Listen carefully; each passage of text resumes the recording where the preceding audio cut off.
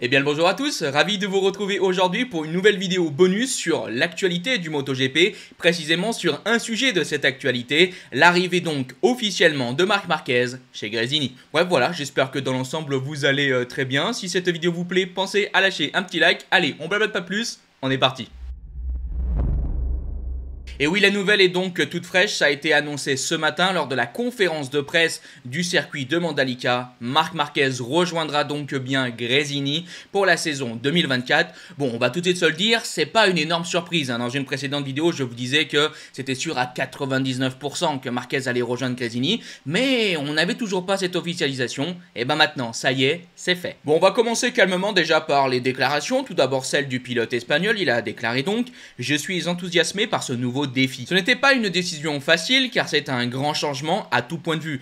Mais parfois dans la vie, il est important de sortir de sa zone de confort et de se mettre à l'épreuve pour continuer à grandir. En ce qui concerne la moto, je sais que je devrais adapter mon style de pilotage à certaines choses. Et ce ne sera pas facile, mais je suis aussi sûr que toute l'équipe Gresini m'aidera beaucoup. J'ai hâte de faire connaissance avec l'équipe et de commencer à travailler avec eux. Je tiens à remercier Nadia, Carlo et Michele pour la confiance et le respect qu'ils m'ont témoigné. Côté Gresini, on a donc eu les propos de la patronne Nadia Padovani qui a donc déclaré « C'est un moment historique pour la famille Gresini. Le fait que Marc Marquez a choisi de courir avec nous la saison à venir est absolument fantastique et je suis extrêmement heureux de pouvoir le rendre officiel. En moins d'une saison, nous nous sommes vraiment rapprochés de son frère, Alex, et nous accueillerons Marc de la même manière, car nous sommes sûrs qu'il a tout le potentiel pour être compétitif sur la GP23 dès le départ. » Et j'ai envie de dire, c'est logique quand même, mais bref.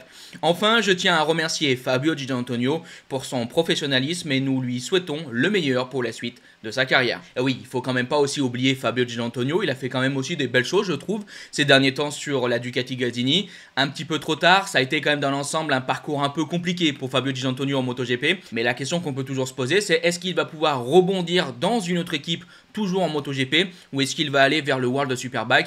Moi personnellement je pense qu'il a des chances de rebondir dans le World Superbike, on verra comment tout ça bougera. Et juste avant de revenir sur le pilote espagnol et sur sa nouvelle aventure, je voulais aussi faire un petit mot sur Gresini d'un point de vue général et surtout j'ai une pensée à Fausto Gresini qui regarde tout ça de là-haut et qui doit être tellement fier du développement de son équipe. Ils ont quitté Aprilia, ils sont devenus un team privé et regardez leur évolution en quelques années avec déjà les nombreuses victoires qu'avait pu faire Enea Bastianini, la victoire qu'on a eue cette saison avec Alex Marquez en course sprint et là maintenant après quelques années ça y est on a même signé l'un des plus grands pilotes de l'histoire du MotoGP. Le développement, l'évolution de cette équipe, c'est quand même complètement dingue et je pense que c'est important de le souligner, c'est quand même pas souvent qu'on voit ce genre de choses et je trouve que c'est vraiment génial. Et il faut quand même bien l'avouer, j'aurais bien aimé voir Fausto Gresini, voir tout ça de son vivant. Donc bon, on va essayer quand même pas trop de se déprimer, on va repartir sur le cas Marc Marquez avec cette nouvelle aventure. Dans une précédente vidéo, je vous avais déjà un petit peu parlé de son choix de quitter Honda, je vous avais donné un avis rapide sur la question. Là, je vous donne mon avis aussi rapide sur cette venue chez Gresini. Je suis personnellement très content que Marc Marquez ait donc décidé de franchir ce pas. C'est aussi quelque chose d'assez historique parce que Marc Marquez a toujours roulé avec Honda, c'est le seul constructeur qu'il a connu en MotoGP, donc c'est un changement qui est assez majeur.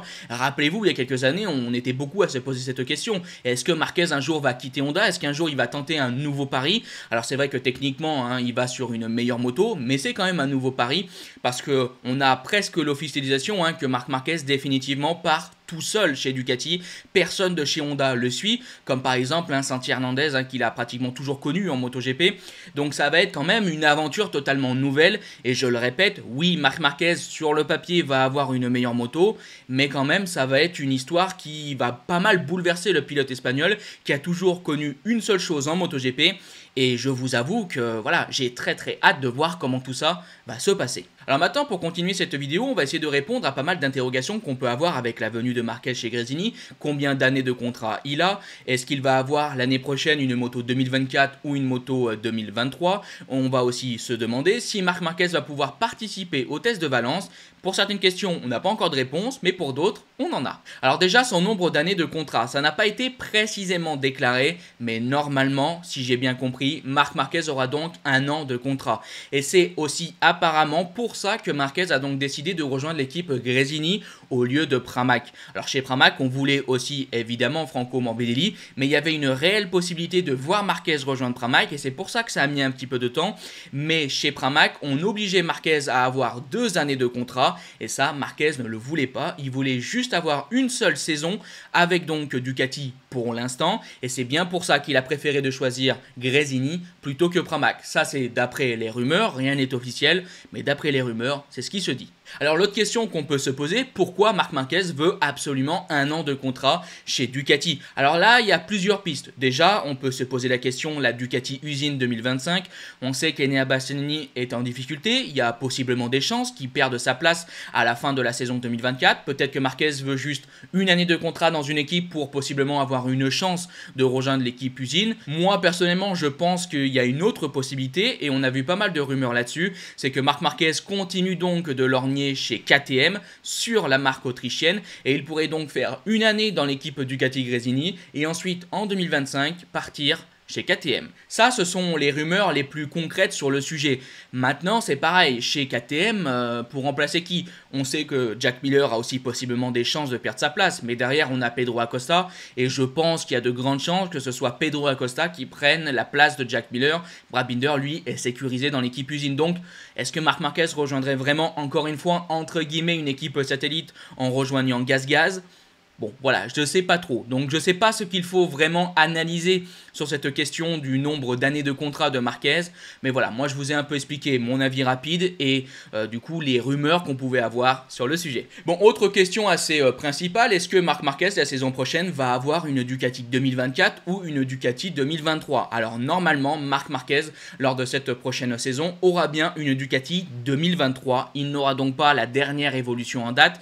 C'est Gigi Dall'Igna qui en a parlé. Il a déclaré donc, il faut encore évaluer si ce sera celle-là ou celle ayant précédé les dernières évolutions, celle-ci étant encore en phase d'analyse et présentant quelques points critique. Voilà, on comprend donc bien que Marquez aura la moto 2023, on a juste encore des interrogations sur le package technique qu'aura le pilote espagnol pour cette future saison. Alors pour continuer, on se posait aussi cette question, est-ce que Marc Marquez allait pouvoir monter sur la Ducati lors des tests de Valence à la fin de cette saison 2023? Et ben normalement c'est oui, Honda a ouvert la porte à la possibilité que Marquez, dès les tests de Valence, puisse monter sur la Ducati et donc techniquement à la fin de cette année 2023, on pourra voir Marc Marquez sur une Ducati.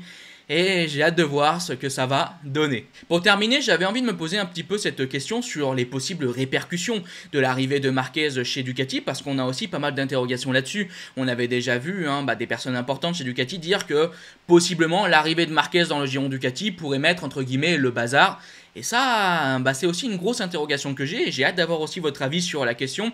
Déjà, juste du point de vue des données. On sait que chez Ducati, tous les pilotes se donnent des données, on se partage des données, et ça revient par exemple évidemment au Team Usine et donc à Francesco Bagnaia, et c'est aussi donc la force de Ducati. Par exemple, la Yamaha, on a uniquement 2 motos, donc on a 2 pilotes qui vont aller chercher des données. Chez Ducati, on a 8 pilotes, donc on a 4 fois plus de données à temps égal sur une séance. Donc vous imaginez bien que c'est extrêmement fort pour Ducati. Mais est-ce que l'arrivée de Marquez va peut-être bouleverser un petit peu ça? Est-ce que si Marc Marquez joue devant, il joue techniquement un petit peu le titre de champion du monde avec son statut et sa stature, est-ce que réellement il voudra partager ses données par exemple à Francesco Bagnaia?